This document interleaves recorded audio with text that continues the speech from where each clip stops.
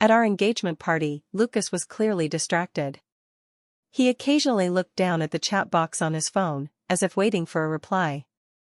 He didn't listen to a single word of what the family said, only responding with agreement. He only slightly frowned when the wedding date was mentioned. But it was just a fleeting moment. He smiled and held my hand. "I have no objections with Monica, you can decide."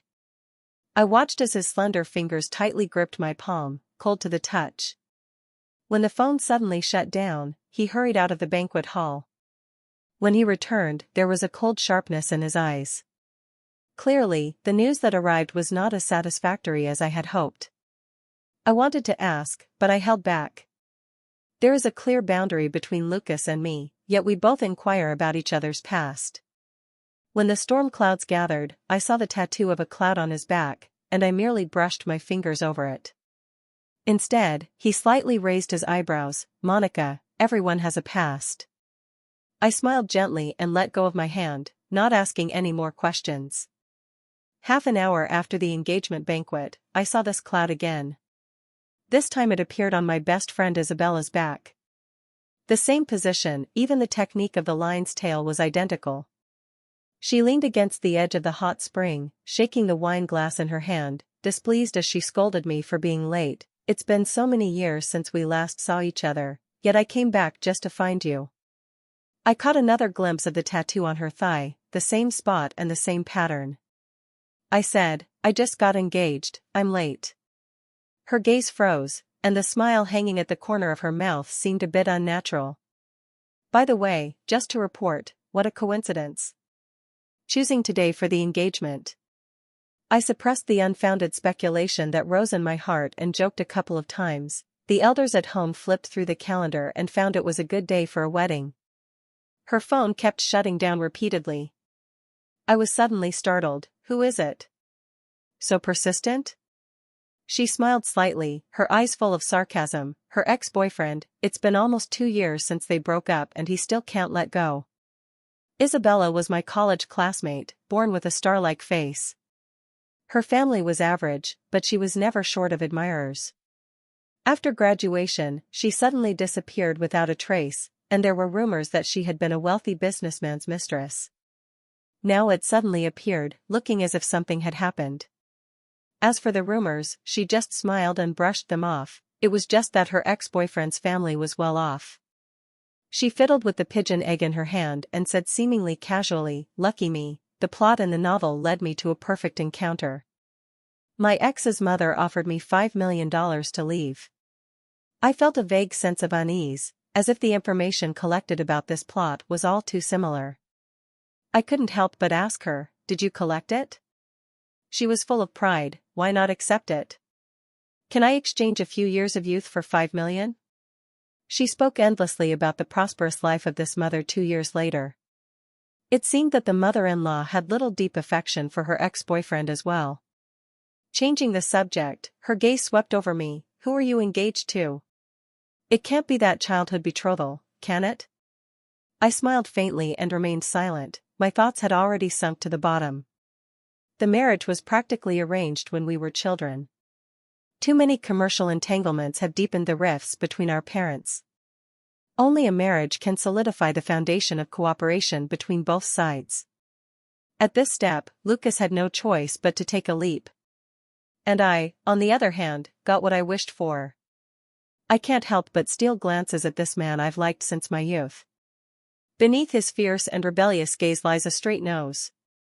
His lips, pressed tightly into a straight line, point towards me with a hint of pride. This cold demeanor is just a facade. He plays wildly in private. The information stored in my phone is all about his affairs over the years. But even our parents could not escape the temptation of infidelity. I was already mentally prepared for this. Loving someone is like tending to flowers, as long as one does not overstep boundaries. Moreover, Lucas said that marriage is not a game. "Monica, I will do my best to be a good husband." It wasn't until after the engagement banquet that I saw Lucas during the trial fitting. He sent daily updates, busy booking the venue and choosing the wedding favors. In the bright fitting room, Isabella's arm was resting on his shoulder. In an instant, Lucas looked fine, but Isabella was stunned. I spread my arms and watched her hurriedly open her hands. Monica? She forced a smile and looked at Lucas, saying, "This is my best friend." She was introducing my relationship with Lucas. Clearly unaware that Lucas's momentary calm was shattered. I smiled and stepped forward, linking my arm with his. "You know him, he is my fiancé." It climbed up from the bottom. Isabella's astonishment vanished in an instant, and she quickly put on a face, not yet familiar, just seen at a friend's gathering. I sneered coldly in my heart. How could something unfamiliar become familiar here? How could I so easily lean on Lucas's shoulder? He has always been cold towards people with ordinary relationships. Lucas, however, did not deny her image. "In this chance encounter, it turned out that you were best friends." I suppressed my emotions to change my clothes. Every time I looked up, Lucas's gaze had not left Isabella. After changing several outfits, Lucas would casually say, "Ask Isabella for her opinion, she has better taste." Isabella, always smiling beside her, had a sharp remark. "Monica, your shoulders are broad, this kind of straight shoulder doesn't suit you. This dress is mainly about the waist, and your rounded figure can't bring out its essence." I could hear the faint anger in her words. Sure enough, when she lowered her head to try on the wedding shoes, she couldn't help but speak up. "You say we're best friends, but I didn't even know you were the daughter of the Tang family." My hands, still smiling, have always kept my identity hidden at home, fearing encounters with ill-intentioned people. Both of them coincidentally concealed their past from me. I pretended not to know either. Lucas was right when he said, "Who doesn't have a past?" It's just that they weren't here to rekindle old feelings. But ever since the day of the trial marriage, I began to feel something unusual. When I was with Lucas, he pretended to casually ask me, "Aren't you going to call your best friend? Many people are more lively." I curled my lips into a smile that held a hint of disdain. "She has no time." He still doesn't give up, you call to inquire. Without exception, Isabella would gladly attend the meetings, as if she had been waiting all along. They chatted happily, their gazes intertwining. I silently sipped my coffee, allowing Lucas to hold one of my hands. Isabella glanced over. "Right, I want to change to the yellow dress." Without waiting for me to speak, Lucas nodded. "Do as you wish, just tell them how you want to change it." I was momentarily speechless, unconsciously lowering my head and curling my lips into a smile. Isabella looked at me with a grin. "Monica, what do you think?" I smiled. "I have no objections, you have better taste. Some things are better left unsaid, there's no need to gain the upper hand too early." A few days ago, I heard Lucas answer a small phone call on the balcony. She laughed with a hint of recklessness. She thought I couldn't bear to part with her, looking for me every now and then. In fact, how could I not know that she made $5 million back then? I just felt it was too expensive, she wasn't worth that price. The curtains fluttered, blocking most of his figure. I could only hear the teasing in his voice. Keeping her around is no trouble, just like raising a cat or a dog. After all, my future wife can only be Monica. I quietly stepped back. It turns out that even a mere shell is nothing more than this. On the day of the wedding, everyone seemed very nervous. Isabella suddenly arrived, looking dark-skinned after leaving my house's decor, her eyes filled with envy and a hint of anger. I have the right to be invisible, lowering my head in boredom to look at the posts. The post is very interesting, titled, "My best friend is getting married, and she's marrying my ex-boyfriend." Looking at the IP and seeing that we are in the same city, and then looking at the writing style, I am more convinced that it is her. That familiar scent of green tea is something I am already very familiar with. She was very confused in the post, unsure whether she should let me know. The comment section was buzzing with discussion, saying that this was truly a relationship that involved all three of them. Some people sincerely ask, "Do you still have feelings for your ex-boyfriend?" Her reply confirmed that she was a mistress. It was impossible to break up, but I didn't want to hurt my innocent best friend. I couldn't help but laugh out loud. Isabella leaned over, looking at something. "I can see you're not nervous at all." I turned off the screen and said expressionlessly, "It's nothing." She looked at me with some confusion and turned to leave. In the wedding car and birthday hall, I held my father's hand and walked onto the stage to the sound of music. Looking into Lucas's eyes, I could see he was also very nervous. When he reached out to pull me closer, his fingers were icy cold. Isabella, who was just as nervous as he was, stood in the wrong position. She stood directly beside me, facing Lucas's peach blossom eyes. The melody of the piano flowed like water, and Lucas reached out to lift my veil. He spoke in a voice that all three of us could hear. The voice trembled slightly. "Isabella, I love you." I indeed experienced the moment his pupils dilated, his trembling eyes. The apology in his gaze was so genuine that I couldn't help but laugh out loud. I turned my head and saw Isabella covering her mouth, her eyes red. Yet her voice seemed to be straining to hold back. I smiled as I lifted the veil and tossed it to her. Come on, why don't you get married?" My voice wasn't loud, but everyone in the audience could hear it clearly. The music abruptly stopped, and Lucas looked at me with a pale face. "Monica, I just got nervous and called the wrong name." I wore a smile on my face as I looked at Lee's mother in the audience, who had a tense expression. "Auntie, you spent $5 million to get rid of her, right?" My hand had already grabbed Isabella and pushed her to the front of the stage.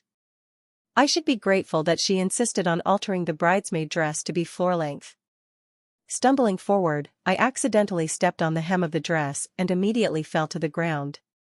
Isabella's face turned pale, and her eyes were filled with grievance as she looked at me. "Monica, you..." I gathered my skirt and squatted down to look at her. "What do you mean? Do you and Lucas really think I don't know anything?" I pointed at her, then at Lucas, laughing brightly. "My best friend is the ex-girlfriend of the man I'm going to marry. It's quite a feat for you two to pretend not to know each other in front of me for the past half-month. Did you ever notice if anyone was following you when you were sneaking around together late at night behind my back?" The audience below was already buzzing with discussion, all of them either rich or noble. I didn't even need to look to know that my parents' faces must be very grim at this moment. But after being a coward for half a month, I now wish I could slap each of them once. And I really did. Lucas silently endured a slap, his expression growing darker. But he still patiently tried to explain. "I'm not saying anything because I don't want you to overthink it." I let out a cold laugh and couldn't help but raise my hand again. Isabella suddenly jumped up and tightly hugged Lucas without a care. Her tears came on cue. "Monica, he has already been forced to marry you. Why do you have to make things so difficult for him?" TSK, it has turned into my fault." I yanked the necklace off my neck, and the beads immediately scattered all over the ground. That was the so-called family heirloom of the Lee family. Lucas's parents had already stood up in a panic. Turning to the guests below, I said clearly and slowly, "What you see is what you get. I won't marry anymore." I am well aware of how heavy those 4 words hit the Lee family. Otherwise, the usually gentle and refined Mr. Lee wouldn't have rushed onto the stage with a flushed face. His sturdy palm delivered a slap to Lucas that was much more forceful than mine. That face I have liked since my youth instantly swelled up a lot. Holding his Isabella, she was already being pulled down by a few people rushing up from both sides. She cried pitifully, her gaze never leaving Lucas for a moment. At this moment, if that man had recklessly rushed to grab her, perhaps I could witness a true love story that transcends social classes. Unfortunately, Lucas stood there like a wooden post, not even making a move to cover his face. My mother held my wrist and gently advised, "Monica, the wedding cannot be cancelled. Lucas was wrong, you can hit or scold him if you want." She even went so far as to bring out the ancestors of both families who had arranged our engagement. But my indifferent gaze was enough to show that she had not a single word that could sway my decision. Father Lee was already seething with anger. "What are you still dawdling for? Go ask Monica for forgiveness." I watched as the tall Lucas obediently walked up to me. The next second, he knelt down with a thud. His head hung low to his chest. "Monica, it's all my fault, will you forgive me?" I let out a cold laugh twice and glanced sideways at my parents sitting in the audience. They hadn't said a word from beginning to end. This also relieved me. long before the wedding eve, when I saw those intimate photos sent by the stalker, I had already considered whether I should end this absurd wedding early. But the ties between our families run deep, and the marriage is entangled with complex business interests. I should be grateful for Lucas's momentary slip of the tongue, which left my parents' most cherished pride in a puddle of mud. They didn't speak, which was already a clear attitude. I coldly pulled back the hem of my skirt that had been pressed down by his knees. Lucas, your acting is actually quite poor, and you're not very sharp either. His hand, which was about to grab the hem of my skirt, froze in midair. I listened to Isabella's heart-wrenching cries outside the door and couldn't help but smile more deeply. Now your family's $5 million should be worth it. The cancellation of the marriage quickly brought two good news. The Lee family's stock price plummeted. Lucas was kicked out of the house. The rumors were just a shadow of the truth, as Lee's parents issued him an ultimatum: if he couldn't win Monica back, the Lee family would consider him no longer their son. I couldn't help but laugh. The Lee family has been passed down through 3 generations, and this trick is nothing more than making their stance clear to our family. But my parents, who have already lost face, have repeatedly avoided the Lee family. Lucas is also doing his best to continue scoring points against me. The petty little essays he sends are truly unworthy of his usual aloofness. Monica, no matter what happened in the past, the moment I decided to marry you, I never had a second thought. Those flirtatious glances have become a thing of the past. I read through it in a flash. Then I replied to him, TD. Thinking of his ice-cold face shattering into pieces, I feel very happy. The shame of being a turtle hiding in its shell is swept away. Seeing that the emotional approach was not working, Lucas fell silent for several days. When he finally made a move again, he had changed his strategy. Isabella, who had already been blocked by me after the wedding, made a grand appearance at a gathering of socialites in the city. You need an invitation to enter here, and clearly, someone who enjoys the excitement brought her along. She twisted her waist and pressed down on my shoulder from behind. After all, I used to be your close friend, so I can't forget you when there's something good happening. She pinched a card with her 2 scallion white fingers and tossed it in front of me. The crimson ink was still wet with droplets. We sincerely invite Ms. Monica to attend the Yaoyun charity auction. I lowered my brows and avoided the curious gazes around me. Thank you, I will definitely go. It has opened my eyes. These days, even cats and dogs are getting involved in charity. They say it's a sincere invitation, but this kind of trick is actually a common practice in the circle. Everyone has to bring a few items to join in the fun. When I presented the item, Isabella pretended to be intimate and linked her arm with mine. Even though I had already involuntarily turned cold, she still wore a bright smile. I thought the things you brought would be impressive, but they are nothing special. My assistant, who had already frowned and seemed ready to retort, was quietly held back by me. I smiled. I just picked a few items that wouldn't lose their value based on their quality. Now I feel like I might have chosen a bit too expensively. My clumsy eyes can't recognize good things. Isabella's smile faltered a bit. But seeing Lucas walk over, she felt a surge of pride. Her wrist seemed to have radar, hooking onto Lucas's arm.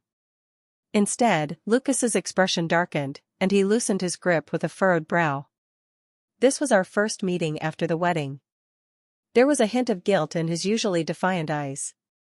His voice was also low. Monica, thank you for coming to support me.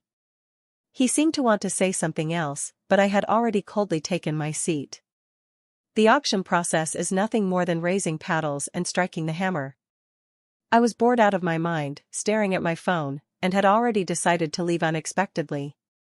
At that moment, the item on stage was a string of jade necklaces that I had casually picked up. After several bids from the surrounding people reached 300,000, someone suddenly spoke up softly, offering a significantly higher price. 1 million. It's Lucas. I looked up in surprise and met his gaze.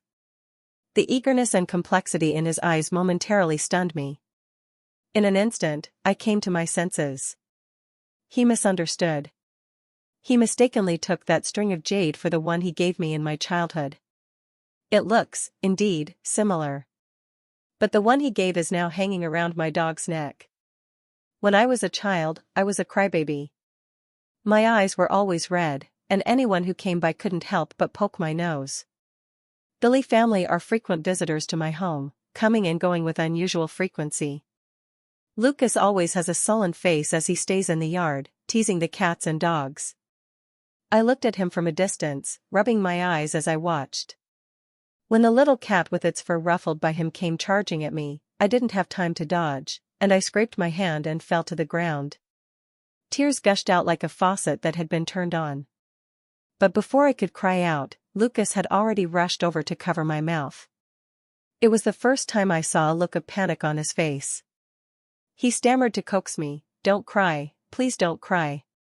I fumbled around in my pocket for a long time, but found nothing. Then, hesitating, I took off the jade necklace from my neck and handed it to me. "Here, play with it, but please don't cry." That necklace has always been well kept in my jewelry box. When we started talking about marriage, Lucas even joked with me. "The amulet my grandmother gave me, but I lost it to you when I was little." At that time, there was a hint of affection in the way he looked at me. But it wasn't enough to make him settle down. Later, his amulet was disdainfully hung around the dog's neck after the wedding. "It's a pity to lose it. That luster, that color, really complements my dog's fur." In a daze, the price had already been raised to $2 million. Lucas kept raising the paddle in his hand. Even though Isabella was biting her lower lip and gripping his arm tightly, he seemed determined to win that necklace. It's quite interesting.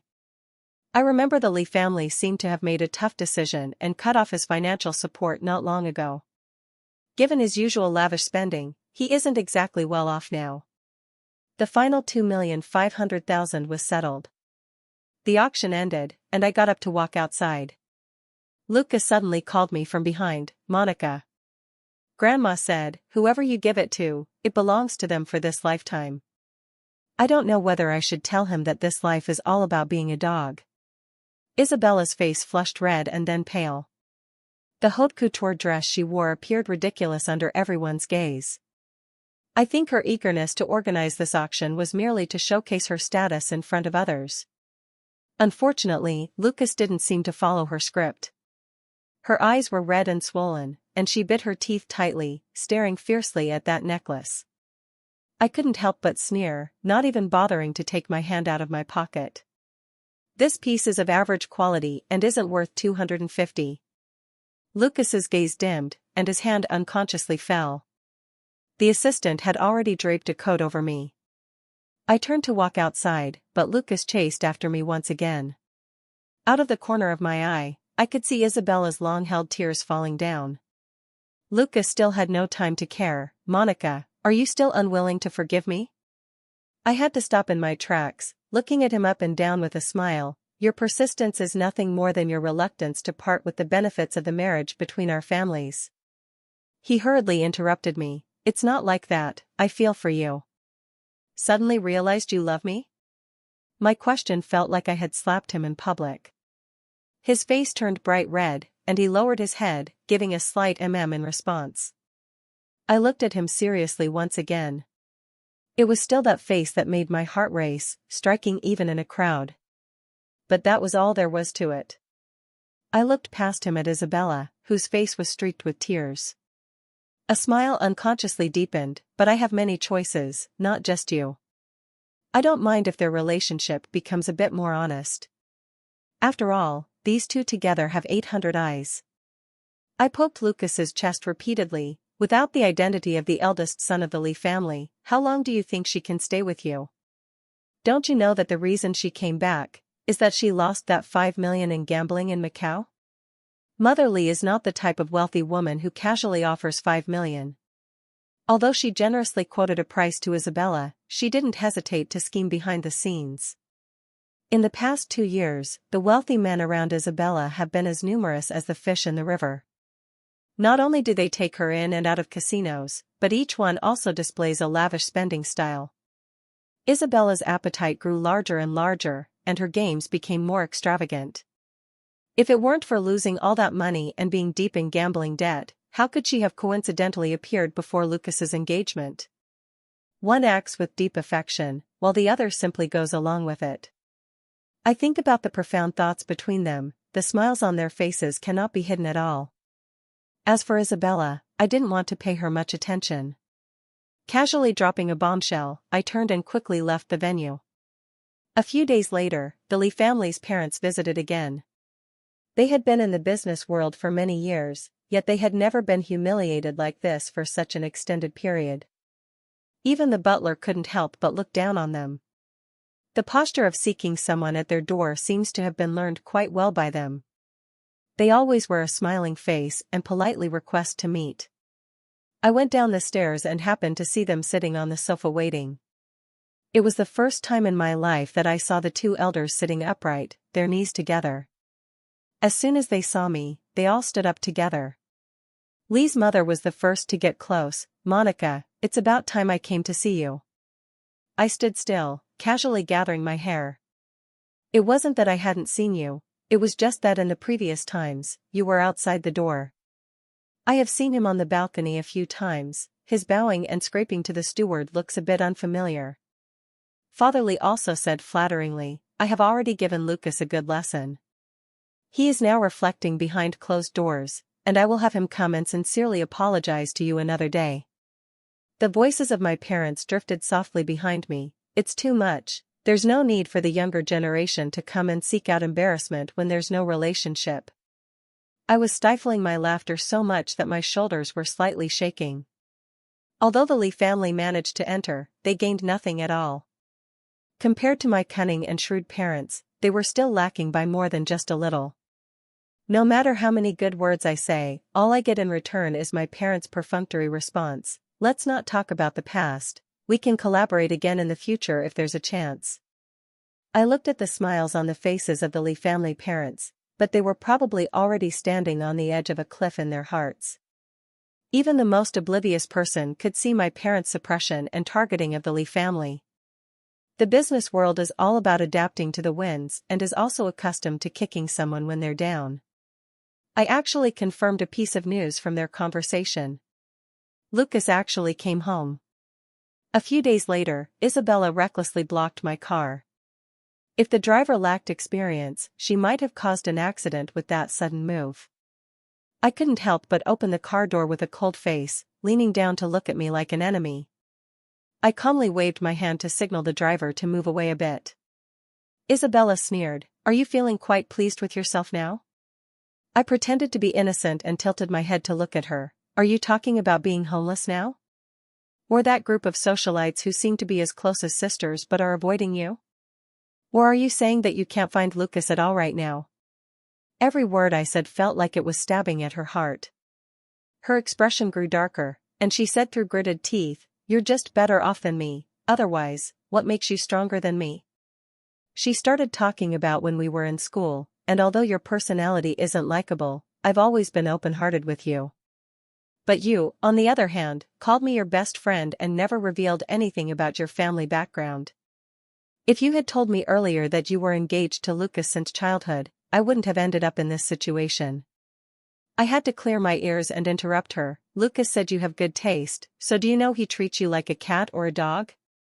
I should be grateful that I accidentally pressed record while eavesdropping." At this moment, the quiet car is filled with Lucas's voice. She thought I couldn't bear to part with her, reaching out to me every now and then. In fact, how could I not know that she received $5 million back then? "I just think it's too expensive, she's not worth that price. Keeping her is fine, just like having a cat or a dog. After all, my future wife can only be Monica."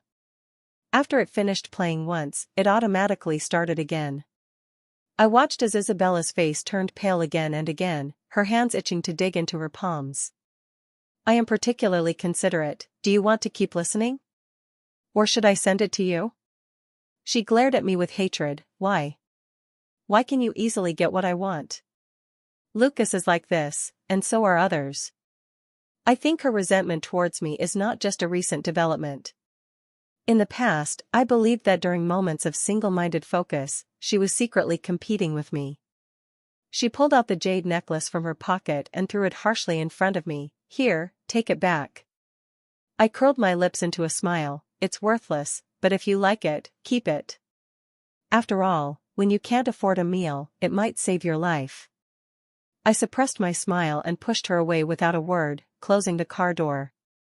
No matter how fiercely she pounded on the outside with her ugly face, I couldn't hear anything at all. The driver had already rushed over and pulled her away. As he closed the door and started the car, she still wanted to lunge forward, but this time she fell into the mud uncontrollably. I couldn't help but click my tongue. She really has a poor memory. Once the corner is pried open, the Lee family's business will go downhill rapidly.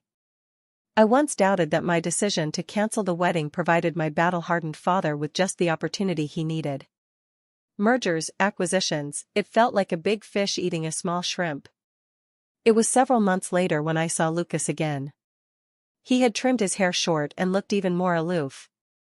I know that during these days of staying at home, he seems to have truly cultivated himself. Those days of romance and fleeting pleasures have become mere memories. Or perhaps he has no time to care. After several profitable industries were completely divided up, Father Lee fell seriously ill. Lucas had no choice but to take over the company. The butler did not stop him, merely allowing him to sit in the living room, not even offering a cup of hot tea. By the time I woke up, it was already afternoon. I saw the dignified and solemn Father Lee in him that day. He was just more dejected. When he looked up at me, there was no longer a hint of brightness in those narrow, peach-blossom eyes. "Monica, for the sake of the past friendship between our families, can you ask Uncle to show some mercy?" I smiled slightly. "You know, I never inquire about my father's affairs." He choked slightly, his hand resting beside him trembling slightly. "What should I do to make you calm down?" I glanced at him, my expression unchanged. There was nothing to be done, especially not to send me boring messages. He lowered his head, as if searching through his memories for the ways that used to coax me. The sound of the bell rang, and my dog came running over, shaking its head. The circle of jade on her neck was particularly eye-catching. It seemed to sting Lucas, as his eyes reddened slightly, and he turned his head away. "It's not completely blind, I can still recognize that string." I walked to the restaurant to eat something, and Lucas was still sitting in the same place. It was clear that he had made up his mind to wait for my parents to return. I took a few sips of the soup and looked at him with amusement, his expression resembling that of a lost dog. Couldn't help but open my mouth. "Why don't you persuade your ex about Isabella getting close to that old man Minghui?" Lucas looked up at me in surprise, clearly unaware of this rumor.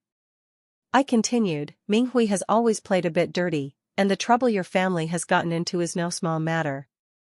Minghui, who wanders in the gray area, has always ensured that the targets he sets his sights on rarely meet a good end. He won't let go until he forces the other party to face ruin or death." Lucas sat there in a daze, murmuring in disbelief, "Isabella, how could she? How could she provoke someone so full of quirks?" I smiled and didn't tell him about the existence of those recordings. She simply took a stack of photos from under the table and threw them in front of him. In the photos, Isabella was covered in wounds, with whip marks and burn scars. It is enough to see the old man's endless tricks. Seeing Lucas's gaze grow increasingly cold, the anger in my heart completely dissipated. I couldn't help but tease, "Aunt Lee is being quite stingy this time. If she had offered a few million earlier to let her go, it wouldn't have escalated to this point." Lucas's fingers tightened around the photo, his knuckles turning a bit pale. I think he somewhat realized that Isabella's decision to take this step was not just for money. Otherwise, how could she have faced so many storms, if not for the fact that she couldn't avoid them no matter how much she pleaded? This time, Lucas got up and left without waiting for my parents. Before leaving, she still looked at me with a face full of sadness. "Monica, even if you don't believe it, I really misspoke at the wedding. When I decided to marry you, I was aiming for a lifetime." I couldn't help but sneer. For a lifetime, he plans to deceive me for a lifetime. In just half a year, Minghui corroded the Lee family's assets into an empty shell like a woodworm. The various capital that came drawn by the scent almost divided the Lee family at the price of scrap. The prominent figures in the city no longer saw the presence of the Lee family. The only topic of conversation on the streets was the news of Father Lee's stroke that proved fatal in the early hours after declaring bankruptcy. Lee's mother moved out of the house in a dejected manner. I heard that while walking, one keeps turning back to wipe away tears. The socialites in the city sipped their afternoon tea, as if vividly recounting the details. The day the Lee family's old house was reclaimed. Isabella's car stopped in front of Lee's mother. She didn't even get out of the car, just stretched one foot out. A stack of banknotes was thrown onto Lee Moo's face, scattering on the ground. I watched the socialites mimic Isabella's tone. You gave me $5 million back then, and I'm generous, so now I'll give you double. But there's a condition, you have to kneel and lick my shoes clean. She reached out and lifted Lee Moo's chin like teasing a dog. Don't you like having people lick your shoes? How coincidental, I like it too. At this, the socialite who imitated her speech shook her head. Living is also suffering. I've heard that Minghui treats her like a person only because of the child in her womb. Without the child, those whippings and burns became a constant shadow. Since the Lee family has vanished from the business world, Lucas has also disappeared. After stabbing Isabella several times, Lee's mother chose to leave. Even at his mother's funeral, Lucas was nowhere to be seen. Another half a year has passed like a fleeting horse, and after the continuous overcast rain, it suddenly clears up. I was invited to attend a prestigious art exhibition. When I got out of the car, my heel twisted, and I had to sit back down in pain. From a distance, I saw Isabella walking towards the venue with a slender figure. I almost didn't recognize her. That face was so thin it seemed to sink in, and although she walked in high heels, she was not very agile. Every step felt like walking on the edge of a knife, and in just a few steps, her forehead was already covered in fine sweat. As she entered the passage, the security guard with the brim of his hat pulled low suddenly took a few steps closer to her. Everything happened too suddenly. In an instant, screams filled the air. At that moment when the security guard fled in panic, I think he glanced at me. Those peach blossom eyes are no longer as they were in youth, now clouded and murky. In just a moment, it felt as if several lifetimes had passed between us. He quickly wove through the bustling traffic, disappearing from sight. I snapped back to reality and looked towards the entrance of the art exhibition, where the ground was covered in winding blood. The old man was clearly dead, and Isabella was still struggling to crawl while clutching her abdomen. She let out a hissing sound and looked up to see me. The sudden brightness that appeared in his gaze seemed to grasp the last straw. I could tell from her lip movements that she was calling my name. I slowly withdrew my gaze and closed the car door. The driver turned back in surprise and asked me, "Are you not going?" "Not going anymore, the show is over." That was the last time I saw Lucas. In the following years, he appeared on various public wanted lists. Year by year, he became more unfamiliar, with a scruffy beard. I think that even if I were to encounter him again, I might not recognize him. Some of the light from our youth shines upon us but is merely fleeting.